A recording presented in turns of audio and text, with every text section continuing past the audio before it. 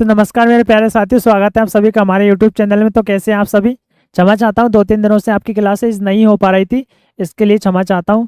तो चलिए देखते हैं आज का हमारा क्या है। 13 तारीख का करंट अफेयर है। 13 फरवरी को लेके हम कुछ महत्वपूर्ण बातें करेंगे, महत्वपूर्ण प्रश्न जानने वाले, तो उनके बारे में देखते हैं। और आप इस क्लास से अब दोबारा फिर से जुड़ जाइए दोस्तों। 2-3 दिन का गैप था वो खत्म हुआ, अब आपको लगातार क्लासेस मिलने वाली है। ठीक है प्यारे साथियों। तो देखिए, कभी भी प्रयास करना नहीं छोड़ना चाहिए, कभी भी प्रयास करना नहीं छोड़ना चाहिए, क्योंकि कभी कभी गुच्छे की आखिरी चाबी भी ताला खोल सकती है। यानी कि आपको कभी भी अपना प्रयास करना नहीं छोड़ना चाहिए। आप लगातार अपनी मेहनत को करते रहिए, लगातार अपनी मेहनत को करते रहिए। एक ना एक दिन आपको सफलता जरूर मिलेगी, क्योंकि कभी कभार गुच्छे की आखिरी चाबी भी ताला खोल देती है मेरे प्यारे साथियों। चलिए देखते हैं आज का हमारा पहला क्वेश्चन क्या रहने वाला है। तो देखिए मेरे प्यारे साथियों, क्या है हमारा आज का पहला क्वेश्चन। हाल ही में किन दो देशों में यूपीआई पेमेंट सिस्टम लॉन्च किया गया है। ब्राजील और अर्जेंटीना, जापान और दक्षिण कोरिया, श्रीलंका और मॉरिशस, यूएसए और बहरीन। बताइए प्यारे साथियों, इसका राइट आंसर क्या होने वाला है। ये देखिए, जल्दी बताइए इसका राइट आंसर क्या होगा, जल्दी बताइए। तो देखिए प्यारे साथियों, इसका राइट आंसर है श्रीलंका और मॉरिशस। क्या है? श्रीलंका और मॉरिशस। सी इसका राइट आंसर है, श्रीलंका और मॉरिशस। ठीक है। यूनिफाइड पेमेंट इंटरफेस यूपीआई सेवाओं का दायरा धीरे धीरे बढ़ता जा रहा है। अब इस लिस्ट में श्रीलंका और मॉरिशस का भी नाम जुड़ गया है। एनपीसीआई ने साल 2016 में यूपीआई सेवाओं को लॉन्च किया था। यूपीआई सिस्टम एक ही मोबाइल एप्लीकेशन आधारित सिस्टम है जो बैंक अकाउंट से पेमेंट की सुविधा प्रदान करता है। अभी हाल ही में फ्रांस में भी इस सुविधा को लॉन्च किया गया था। ठीक है साथियों। चलिए अगला क्वेश्चन देखते हैं। हाल ही में चेन्नई ओपन टेनिस टूर्नामेंट का एकल खिताब किसने जीता था। बताइए प्यारे साथियों। एंडी मरे, सुमित नागल, रोहन बोपन्ना, लोकी नार्दी। बताइए प्यारे साथियों, इसका राइट आंसर क्या होने वाला है। बहुत ही शानदार सा सवाल आप लोगों के लिए। तो बताइए इसका राइट आंसर क्या होगा। तो देखिए मेरे प्यारे साथियों, इसका राइट आंसर है सुमित नागल। किसे मिला है खिताब? सुमित नागल को मिला है। बी इसका राइट आंसर है। किसे मिला है? सुमित नागल को। ठीक है। भारत के शीर्ष एकल खिलाड़ी सुमित नागल ने चेन्नई ओपन टेनिस टूर्नामेंट का एकल खिताब अपने नाम कर लिया है। फाइनल में उन्होंने इटली के लुका नार्दी को हराकर अपना 5वां चैलेंजर स्तर का एकल खिताब जीता। उन्होंने साल 2017 में बेंगलुरु में ओपन अपना पहला चैलेंजर जीता और कुछ साल बाद ब्यूनस आयर्स चैलेंजर टाइटल भी जीता था। ठीक है साथियों। चलिए आगे देखते हैं। दक्षिण भारत सांस्कृतिक केंद्र की स्थापना किस शहर में की गई थी। बताइए। चेन्नई, विशाखापट्टनम, हैदराबाद या भुवनेश्वर। बताइए, जो दक्षिण भारत सांस्कृतिक केंद्र है इसकी स्थापना कौन से शहर में की गई थी। बताइए प्यारे साथियों, इसका राइट आंसर क्या होने वाला है। कौन से शहर में की गई थी इसकी स्थापना। तो देखिए इसका राइट आंसर है हैदराबाद। किस में की गई थी? हैदराबाद शहर में की गई थी। कहाँ पे की गई थी इसकी स्थापना? हैदराबाद शहर में। सी इसका राइट आंसर है। चलिए आगे देखते। संगीत नाटक अकादमी द्वारा अपनी तरह का पहला क्षेत्रीय केंद्र हैदराबाद में स्थापित किया गया, जिसे दक्षिण भारत सांस्कृतिक केंद्र के नाम से जाना जाएगा। पूर्व उपराष्ट्रपति श्री एम वेंकैया नायडू और केंद्रीय मंत्री जी किशन रेड्डी ने 12 फरवरी को इसका उद्घाटन किया। इसके साथ ही भारत कला मंडपम ऑडिटोरियम का भी शिलान्यास किया गया। ठीक है। आई होप आपके समझ आया होगा। चलिए आगे देखते हैं। झरेडा ने नवीनीकरणीय ऊर्जा क्षेत्र में नवाचार और अनुसंधान के लिए किसके साथ समझौता किया है। IIT Varanasi, IIT Delhi, IIT Bhubaneswar या आईआईटी मुंबई। बताइए प्यारे साथियों, इसका राइट आंसर क्या होने वाला है। किसके साथ किया समझौता। तो देखिए इसका राइट आंसर है आईआईटी भुवनेश्वर। सी इसका राइट आंसर। क्या प्यारे साथियों? सी,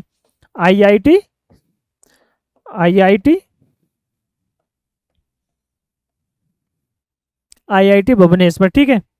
चलिए आगे देखते। भारतीय नवीनीकरणीय ऊर्जा विकास एजेंसी लिमिटेड झरेडा ने नवीनीकरणीय ऊर्जा क्षेत्र में नवाचार और अनुसंधान को बढ़ावा देने के लिए आईआईटी भुवनेश्वर के साथ एक समझौता किया है। झरेडा एक भारतीय सार्वजनिक क्षेत्र का उद्यम है।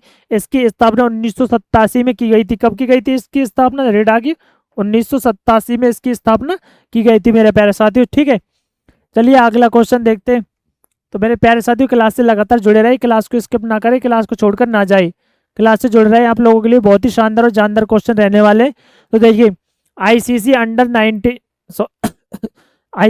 19 विश्व कप 2024 का टाइटल किस देश ने जीता। भारत, श्रीलंका, ऑस्ट्रेलिया, दक्षिण अफ्रीका। बताइए प्यारे साथियों, किस देश ने जीता था ये। आईसीसी अंडर 19 विश्व कप का टाइटल किसने जीता था? बताइए, भारत ने, श्रीलंका ने या दक्षिण अफ्रीका ने? बताइए, ऑस्ट्रेलिया ने? किसने जीता था? तो देखिए मेरे प्यारे साथियों, इसका राइट आंसर है ऑस्ट्रेलिया। क्या है इसका राइट आंसर? ऑस्ट्रेलिया इसका राइट आंसर है। किसने जीता था? ऑस्ट्रेलिया ने। ठीक है, गत विजेता ऑस्ट्रेलिया ने आईसीसी अंडर 19 विश्व कप 2024 के फाइनल में भारत को हराकर टाइटल अपने नाम किया। यह चौथा मौका है जब ऑस्ट्रेलिया ने यह खिताब जीता। वही यह लगातार तीसरा मौका है जब ऑस्ट्रेलिया ने फाइनल में भारत को हराया। टूर्नामेंट में सर्वाधिक रन भारत के उदय सहारन 397 रन बनाए और सर्वाधिक विकेट दक्षिण अफ्रीका के क्वेना मफाका 21 विकेट ने लिया। ठीक है मेरे प्यारे साथियों, आई होप आपके सब समझ आया होगा। तो चलिए मेरे प्यारे साथियों, अगला क्वेश्चन देखते हैं। इससे पहले कुछ हो जाए, हम वो कश्ती है जिसका कोई किनारा नहीं हुआ। हम वो कश्ती है जिसका कोई किनारा नहीं हुआ, सभी के हो गए हम मगर कोई हमारा नहीं हुआ। सभी के हो गए हम मगर कोई हमारा नहीं हुआ। ठीक है, चलिए अगला क्वेश्चन देखते हैं। फिनलैंड के अगले राष्ट्रपति कौन होंगे? Pekka Haavisto, Alexander Stubb, David Cameron, इनमें से कोई नहीं। बताइए मेरे प्यारे साथी, जो ये फिनलैंड है इनके अगले राष्ट्रपति कौन होने वाले? बताइए राइट आंसर क्या होगा? तो देखिए इसका राइट आंसर है अलेक्जेंडर स्टब। कौन होंगे फिनलैंड के अगले राष्ट्रपति? Alexander Stubb. ठीक है, चलिए, फिनलैंड के पूर्व प्रधानमंत्री अलेक्जेंडर स्टब ने देश में हुए राष्ट्रपति चुनाव में ऐतिहासिक जीत दर्ज की है। नेशनल कोएलिशन पार्टी उम्मीदवार स्टब को 51.6% वोट मिले, वहीं हॉविस्टो को 48.4% वोट मिले। स्टब 2014-15 में देश के प्रधानमंत्री के रूप में कार्य किया था। फिनलैंड एक उत्तरी यूरोपीय देश है। कौन सा देश है? उत्तरी यूरोपीय। इसकी सीमा स्वीडन, नॉर्वे और रूस से लगती है। फिनलैंड की राजधानी हेलेंसिकी है। फिनलैंड की राजधानी क्या है? हेलेंसिकी। ठीक है पर साथियों, ये याद रखिएगा, इसकी राजधानी क्या है? हेलेंसिकी। ठीक है, चलिए आगे चलते। वनडे में दोहरा शतक बनाने वाले पहले श्रीलंकाई क्रिकेटर कौन है? एंजेलो मैथ्यूज, पथुम निसांका, कुशल मेंडिस, अभिष्का फर्नांडो। बताइए प्यारे साथियों, इसका राइट आंसर क्या होने वाला है? जो ये वनडे था उसमें दोहरा शतक बनाने वाले पहले श्रीलंकाई क्रिकेटर कौन थे? बताइए। तो देखिए इसका राइट आंसर है मेरे प्यारे साथियों पथुम निसांका। कौन थे? पथुम निसांका थे। बी इसका राइट आंसर है। क्या है इसका right answer? B, Pathum Nissanka. ठीक है, देखिए पथुम निसांका ने वनडे इंटरनेशनल में दोहरा शतक बनाने वाले पहले श्रीलंकाई क्रिकेटर बनकर इतिहास रच दिया है। निसांका ने 139 गेंदों में 210 रन की शानदार पारी खेली। निसांका ने सनत जयसूर्या के 189 रन के पिछले रिकॉर्ड को तोड़ दिया था। जयसूर्या ने 2000 में शारजाह में भारत के खिलाफ यह पारी खेली थी। ठीक है, आई होप आपके समझ आया होगा। देख लीजिएगा, पीएम सूर्य घर मुफ्त बिजली योजना किसने शुरू की थी? पीएम सूर्य घर मुफ्त बिजली योजना किसने शुरू की थी? द्रौपदी मुर्मू, नरेंद्र मोदी, राजनाथ सिंह या एस जयशंकर? बताइए मेरे प्यारे साथियों, आई होप इसका आंसर आप सबको आता होगा। तो मैं चाहता हूं इससे पहले आप कमेंट सेक्शन में इसका आंसर मेरे को बताएं। बहुत ही सीधा और शानदार सा सवाल है। तो देखिए इसका राइट आंसर है नरेंद्र मोदी। कौन है? नरेंद्र मोदी। पीएम सूर्य घर मुफ्त बिजली योजना किसने चलाई थी? नरेंद्र मोदी ने। बी इसका राइट आंसर है। प्रधानमंत्री नरेंद्र मोदी ने पीएम सूर्य घर मुफ्त बिजली योजना लॉन्च की है। इस योजना के तहत 1 करोड़ घरों को 300 यूनिट तक मुफ्त बिजली दी जाएगी। कितने यूनिट तक? 300 यूनिट तक। कितने लोगों को? 1 करोड़ घरों को। इस योजना पर 75,000 करोड़ रुपए से ज्यादा खर्च होंगे। सोलर पैनल लगाने की योजना की घोषणा केंद्रीय वित्त मंत्री निर्मला सीतारमण ने 2024-25 के अंतरिम बजट के दौरान की है। कब की जाएगी? 24-25 के अंतरिम बजट के दौरान। ठीक है, आई होप आपकी समझ आया होगा। एक बार ये सब बातें आप बड़ी गहराई से और ध्यान से देख लीजिएगा मेरे प्यारे साथियों, आपको ये काम आने वाली है। हर वर्ष राष्ट्रीय महिला दिवस कब मनाया जाता है? बताइए। 11 फरवरी, 12 फरवरी, 13 फरवरी या 14 फरवरी? बताइए मेरे प्यारे साथियों, जो राष्ट्रीय महिला दिवस है वो कब मनाया जाता है? बताइए क्या रहने वाला है इसका राइट आंसर? तो देखिए इसका राइट आंसर मेरे प्यारे साथियों 13 फरवरी। कब मनाया जाता है? 13 फरवरी को। राष्ट्रीय महिला दिवस कब मनाया जाता है? 13 फरवरी को। ठीक है, भारत में हर साल 13 फरवरी को राष्ट्रीय महिला दिवस मनाया जाता है। यह दिन सरोजिनी नायडू की जयंती के उपलक्ष्य में मनाया जाता है। किसकी जयंती के उपलक्ष्य में मनाया जाता है? सरोजिनी नायडू की जयंती के उपलक्ष्य में यह दिन मनाया जाता है। इस बार सरोजनी नायडू की 145वीं जयंती मनाई जा रही है। सरोजनी नायडू को भारत कोकिला के नाम से भी जाना जाता है। सरोजनी नायडू को किसके नाम से जाना जाता है? भारत कोकिला के नाम से। भारत कोकिला के नाम से किसे जाना जाता है?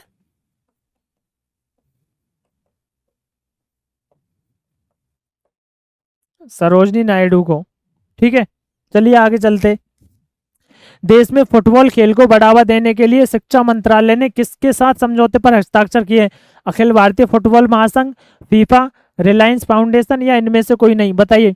जो देश में फुटबॉल खेल को बढ़ावा देने के लिए शिक्षा मंत्रालय उसने किसके साथ समझौते पर हस्ताक्षर किए? बताइए इसका राइट आंसर क्या होने वाला है मेरे प्यारे साथियों। ये भी आप लोगों के लिए एक बहुत ही अच्छा क्वेश्चन है। तो देखिए इसका राइट आंसर फीफा। किसके साथ हस्ताक्षर किए समझौते पर? फीफा के साथ। किसके साथ? फीफा। ठीक है, चलिए आगे चलते। शिक्षा मंत्रालय ने देश में स्कूल स्तर पर फुटबॉल के खेल को बढ़ावा देने के लिए federation international D football association FIFA के साथ एक समझौते पर हस्ताक्षर किए। इसके तहत शिक्षा मंत्रालय चरणबद्ध तरीके से देश भर में 11 लाख फुटबॉल वितरित करेगा। केंद्रीय शिक्षा मंत्री धर्मेंद्र प्रधान ने 9 फरवरी को football for schools F4S football for school. ठीक है, F4S का मतलब क्या है?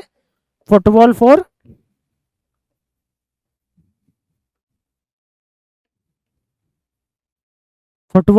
स्कूल कार्यक्रम के तहत ओडिशा के 17 जिलों के 6260 यानी कि 1260 स्कूलों में फुटबॉल वितरित किए थे। कितने स्कूलों में?